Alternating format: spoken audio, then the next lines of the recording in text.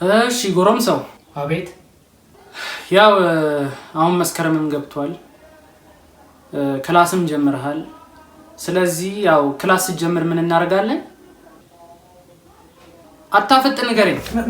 ምን ክፍል ስለጀመርክ በዚህ ሰዓት ምን እናደርጋለን? እንተኛለን። ወዴት ነው የምትተኛው? እንዴ ረሳሽ? ወደ አልጋ ነው። ቆይ ምን ነው የሌሊቱ አልበቃ አለ? አዎ። ምን አይነት በሽተኛ ሰው ነው? እሺ ካሁን በኋላ ሁሌ በዚህ ሰዓት እናጠናለን። እሺ ዛሬ እሺ። አሁን መጽሐፎችን ሁሉንም ይዘሃል አይደል? አዎ ይዣቸዋለሁ። ይዣለሁ። እሺ ከምን እንጀምር? ያው ከጸሎት ነው። እናንተ ውሻ። እሺ ያው ሌላ ጊዜ ሂሳብ፣ እንግሊዘኛ ምናምን ነበር የምናጠነው። ያው ዛሬ ደግሞ ለየት አድርገን አማርኛ እናጠናለን። እሺ ቀለል እንዲለ ከትንሹ እንድንጀምር እነዚህ ቃላት መስራት ምናምን፣ ቃላት መገጣጠም፣ ያው አረፍተ ቃላትን መስራት ከሱ እንጀምራለን። እሺ በጣም ጥሩ። እሺ እንጀምር።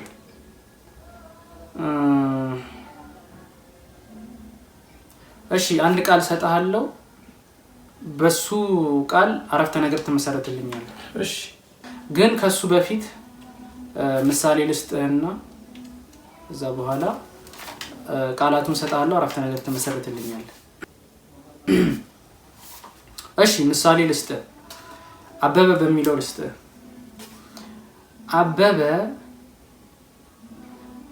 አበበ በሶ በላ።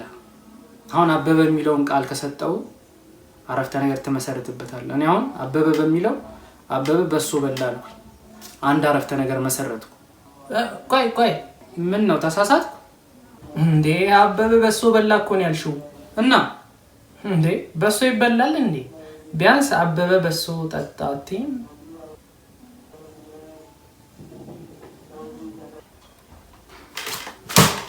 ወይኔ ልጅ መች ነው የወለድኩት? እሺ አሁን ገብቶሃል አይደል? አዎ ገብቶኛል። ጥሩ። አራት ቃላት ሰጣለሁ፣ አረፍተ ነገር ተመሰረትልኛለህ። አረ ችግር የለውም ስጭኝ፣ ይበትነዋለሁ። እሺ አንደኛ ጎረቤት፣ እየሰማህ ነው? 2 አጥንት፣ 3 ጡት፣ 4ኛ ቤቲ። 10 ደቂቃ ሰጥቻለሁ። እሺ አሁን ደቂቃ አልቋል። ጨረስ? አዎ ጨርሻለሁ። እሺ የመጀመሪያውን የመሰረትከውን አረፍተ ነገር ነገር ጎረቤት። እሺ በጎረቤት ምን መሰረትክ? የመሰረትኩት ለምን እንደሆነ አላውቅም፣ ከእናቴ ይልቅ ጎረቤታችን አለማየሁን እመስላለሁ። እኔ ምን? ኧረ ቆይ አረፍተ ነገር እኮ ነው፣ ቀልድ አረፍተ ነገር ነው። በጣም ጥሩ።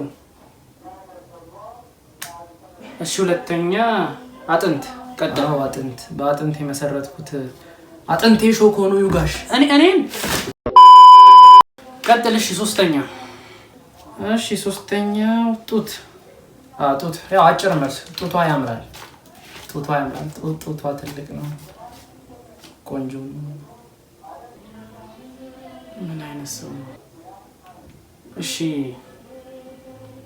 አራተኛ ምንድን ነው?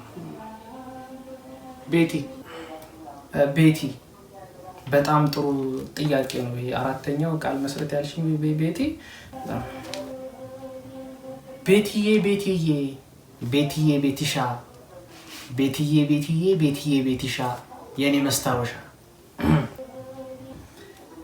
ቤትዬ ቤቲሻ ጥለሽኝ ብትሄጂም መቼም አረሳሽም እንደ ከሰልፍም። ቤትዬ ቤቲሻ የኔ መስታወሻ።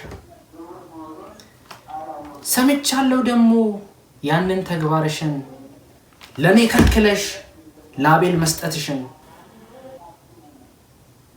ቤትዬ ቤቲሻ ይሄንን አልጠብቅም የኔ አበባ። በመጠየቄ ነው ወይ የከለከልሽኝ አንቺ?